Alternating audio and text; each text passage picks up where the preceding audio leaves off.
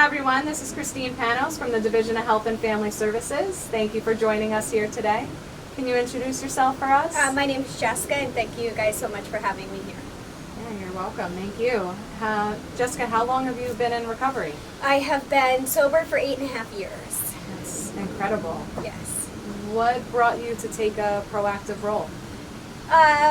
It's actually what they like to call the gift of desperation in recovery. Is like when things get to be so bad that you really have no other choice but to get sober. I was pushed a little bit by my family and by people in my life that cared about me.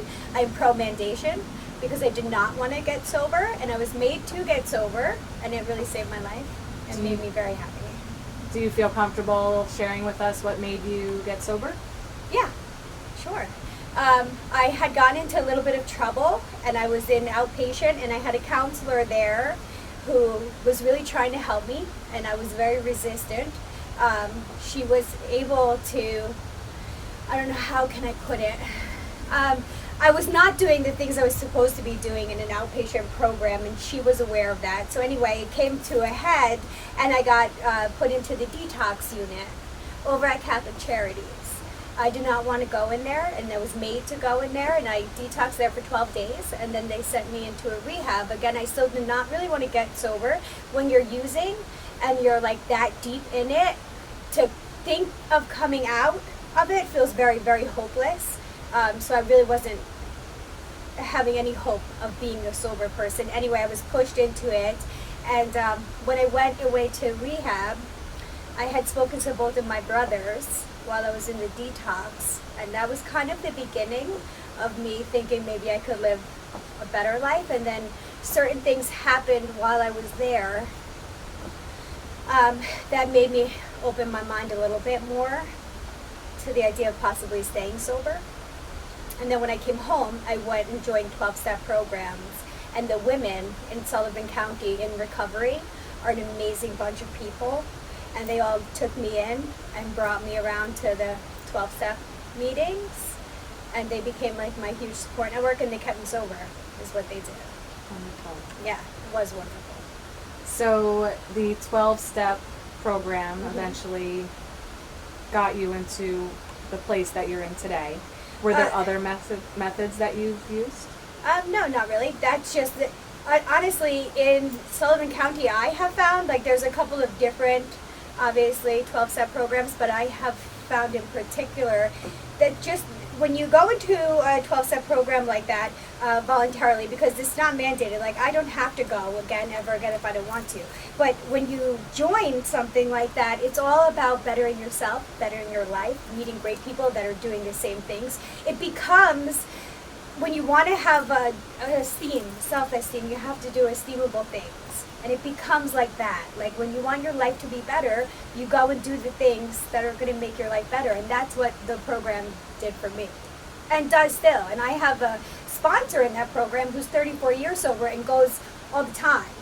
And we go together. So yeah. So a lot of support is helpful. Tons. Really good people with really great lives and jobs and careers and character and morals and all of these things that you don't have when you're actively using. What do you do to maintain your recovery? I stay in touch with my support network every day. I work a 12-step program. I'm very actively involved in recovery. I'm a recovering addict. And we are recovering always. We are never ever recovered. So it's like an everyday maintenance. And it's an everyday maintenance that is really rewarding and feels really good. Yeah. Was there something in your life that triggered you to start using? I think that I was environmentally and possibly genetically predisposed. My mother was an alcoholic and my father was a drug addict. So once I became of the age to go drinking and smoking or whatever, I really went 1,000% in, which is kind of typical of my personality also. When my mother passed away 11 years ago, and it took me about 3 years after that to get sober, but when that happened, that was like a real big turning point in my life, because when that happened, when you lose a parent, the world gets a little bit gray, and it really doesn't ever go back to how it was, and I was in a really dark place. to the point like where my brother said, you're going to die. And I said, I don't really care if I do. And I really didn't care if I did. Which on the flip of that, now my life is so beautiful and so good, and I'm so happy and I'm so grateful, and I have so many good things that to think that 8.5 years, that's how I felt, is beyond me. And that's what like all of getting sober and being in recovery has done for me. It's like turned my whole life entirely around. It's beautiful. Like my life is beautiful. You have a new lease on life. Yeah. A lot of recovering people are very grateful, because when you come from a place of like that darkness and that bleakness, when like the sun rises and it's beautiful, you don't see that when you're actively using. And then when you come out of it and you see all the beautiful things in life, you're really very grateful. Yeah. Do you have advice for someone who is struggling with alcohol misuse or substance use? Yeah, I do.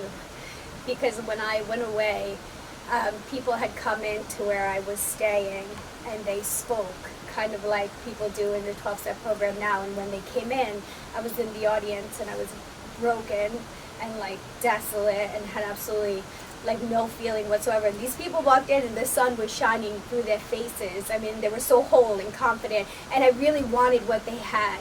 And that's kind of what it's all about, attraction rather than promotion. Like you can see that other people can do it. It gives hope to the people that are really in a very hopeless place. When you're like that deep into your addiction, it's very hopeless. But it's good to let people know that there is hope and that they can get out of it and they can have a great life. Thank you. Yeah. Do you have any advice for a loved one of someone who is struggling right now? A lot of the time, you know what, you have to sometimes let people, like so everybody's journey is their own journey. You can't love somebody sober. You can't make somebody else get sober. They have to be able to come to it on their own. For somebody who is suffering alongside an active alcoholic, or there are other groups that they can go to for support. I know somebody that I work with very closely who had a son who had addiction issues, and she went through a lot with him, but you have to let them have their journey. Sometimes people getting arrested and people getting mandated is the best thing that can happen for them. You know, my brothers, they came to my 4-year sober celebration, and I think it took them that long to really believe that I was going to stay sober. And now, like 8 years later, I went and saw them this weekend, and every time I see them, like, you have to kind of do a living amends. I have to show them that I'm going to be healthy and that I'm going to be happy and that I'm going to have a good life. And that's all they want. And that's all, like, the loved ones of somebody who's using, that's all they want, is for them to be happy and healthy.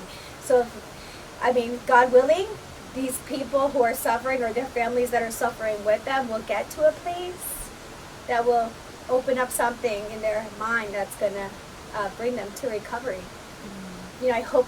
There are people that died, so many people that died. It makes me so sad because there's so much other stuff that they could do. Like, they don't have to die. They could come and like be a part of recovery. In Sullivan County, there's a lot of really good recovery. And then they can help other people even too. It makes me really upset that they don't have the opportunity to have that goodness, because it's so good. Getting sober is so good. That's how I feel about it. Yeah. It shows. Yeah. Is there anything else that you'd like to share with us today? Well, no, just that really honestly, I'm so grateful, because like since I got sober, all along, even when I was actively using, people try to help you and people try to help you. You have employers and you have friends and you have family, and until you're ready to do it yourself, none of that really is going to matter. It was good that I had it, because I always knew that I had people that cared about me, and at the end I could, make them proud. But also, now that I've been sober this little bit of time, you wouldn't believe the things that have happened. Like, the irony is not beyond me. The job that I have, the people that I have in my life. I have a lot of people that were with me from then till now. It's just really nice to have people outside of recovery care about the fact that you're sober. And a lot of people do. And there's not a lot of people now who one way or another are not affected. You have a cousin, or you have a friend, or you have a boyfriend, or you have a son, or you have a daughter. But there is a lot of hope, and there is a lot of goodness. And there are a lot of incredible people. I have such an awesome support network in Sullivan County. Sullivan County's got great sobriety. I don't think people really know that so much. You know, when new women come in, we like take them and we make them ours, and we like take them along and show them what they need to do, you know, to make them have a good life. I just don't want anybody to miss the opportunity that I got from the women, how they did for me. So now when they come in, we try to do the same thing.